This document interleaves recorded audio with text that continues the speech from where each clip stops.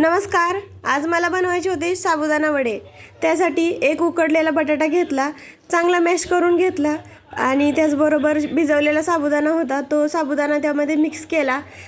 1 चमचा मीठ टाकलं आणि त्याचबरोबर शेंगदाण्याचं कूट टाकलं. मिरची माझ्याकडे थोडंच होती, 2च मिरच्या होत्या म्हणून मिरचीचं कूट टाकलं. त्याचबरोबर लाल मिरची पावडर पण टाकली आणि हे सगळं मिक्स करून छान असं गोळा बनवून मळून घेतलं. छोटे छोटे वडे बनवले. वडे बनवताना छान दाबून बनवायचं, नाहीतर आतून पोकळ राहिलं की वडे तेलामध्ये फुटतात. तर छान असे वडे बनवून झाले. ते बनवलेले जे वडे होते ते मी तेलामध्ये फ्राय करून घेतले. फुल गॅसवरती आपल्याला फ्राय करायचे आहेत. कमी गॅसवरती फ्राय केले तर वडे फुटण्याची शक्यता असते. तर खूप छान असे वडे तयार झाले. माझ्या मुलांना खूप आवडतात, दोघांना पण. त्याचबरोबर मी थोडीशी खिचडी पण केली होती, पापड तळले होते. पापड पण मुलांना खूप आवडतात खायला.